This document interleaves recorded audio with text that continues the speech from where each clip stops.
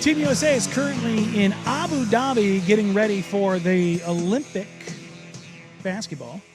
Set to be underway in 10 days? July 27th? Yeah. It's July 27th? Yeah.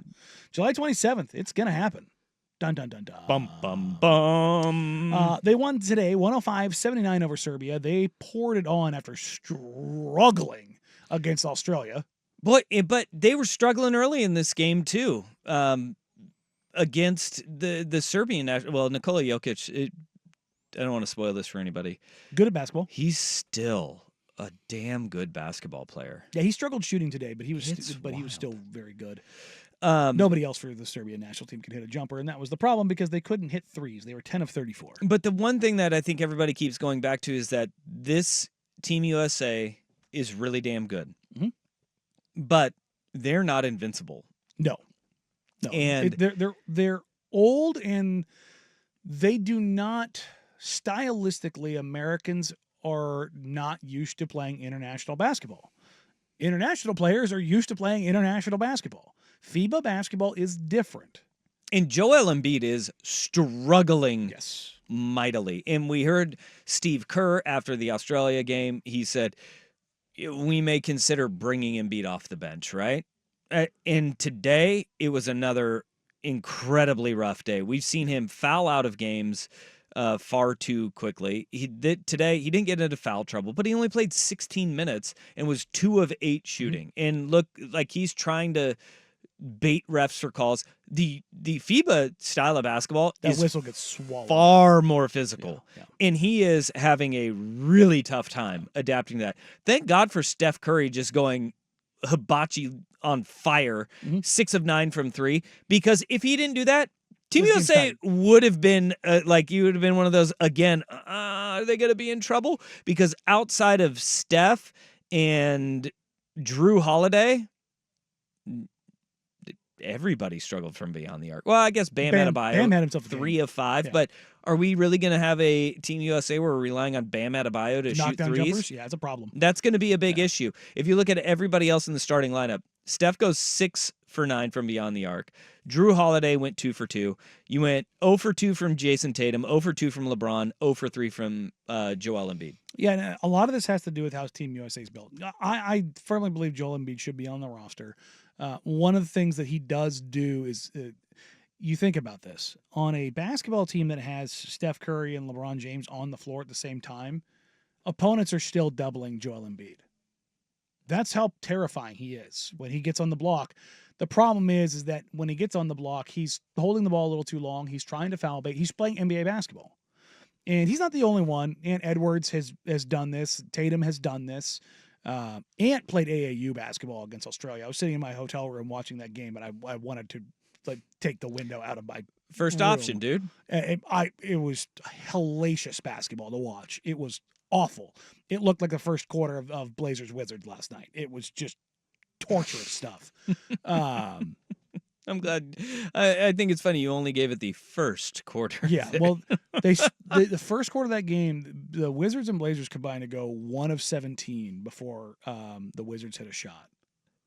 It was 2-0, 5.5 minutes into the quarter. It was ugh. Anyways, but the problem is the international game is a lot more open. Mm-hmm. Joel Embiid is not going to get up and down the floor. And I almost said the Blazers. The Team USA wants to play fast. You can't play fast with Joel Embiid. You can play fast with Anthony Davis. You can play fast with Bam Adebayo. You can play fast with those guys. Absolutely, unequivocally. That's a thing you can do. When you have Tyrese Halliburton, who just led the Pacers with basically the most efficient and fast offense in NBA history, yeah, you're going to get him down the floor. And you've got Ant Edwards, who's a freight train going to the rim. You're going to get him down the floor. Steph Curry never stops running. LeBron's damn near 40. He still wants to get out and go. Devin Booker wants to get out. Everyone on his team wants to get out and go. And that's when they look. The Showtime Team USA isn't in the half court. When they cause a turnover and run, that's when the Dream Team was dangerous. Yep.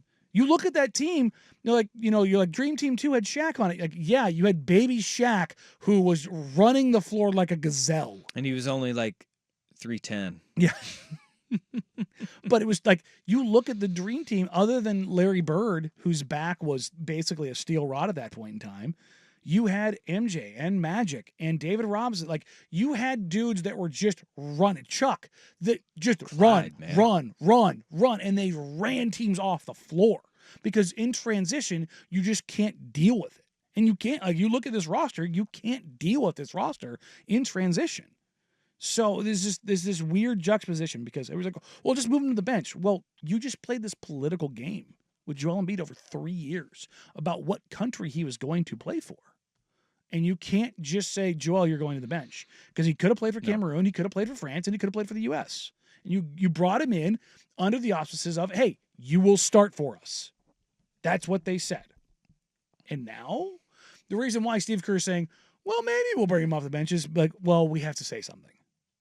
Them actually doing it is a massive, massive difference. No, but I'm glad Steve Kerr is willing to come out and just say, hey, it's something that we're going to consider, because it does kind of tamper the heat down a little bit, even though everything that you're saying and everything that they're going to do is going to be to the contrary of it, right? He's just taking the heat off of the fact that you watch that game and you say, I don't know if he is built to play the style that Team USA needs to play in order to be effective.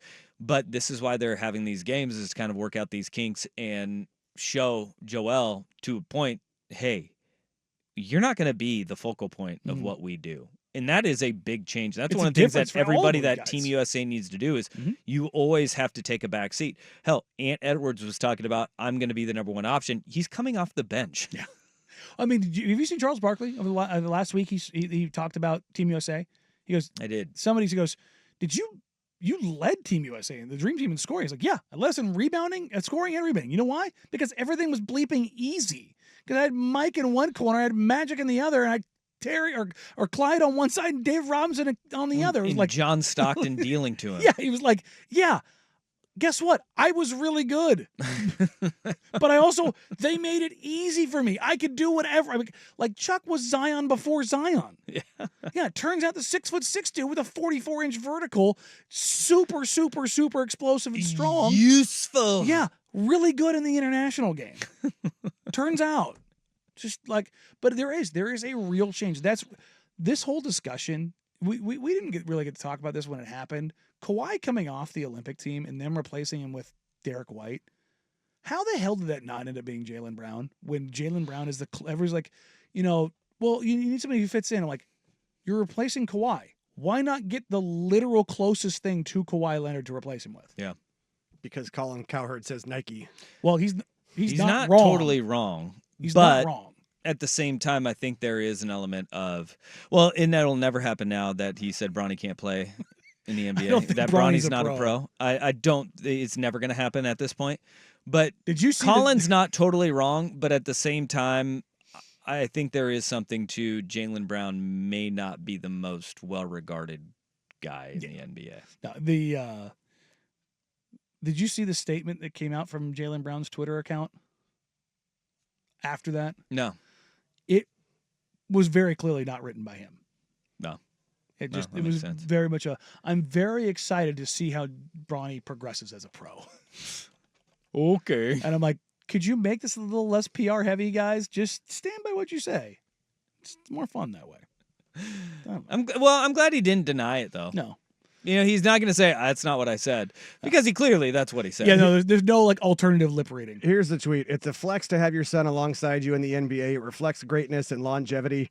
Bronny has all the tools around him to be successful. I look forward to watching his growth. Sure. Uh-huh. Whatever you say, Jalen. Lakers if that's Celtics your real 2.0. name. Let's go.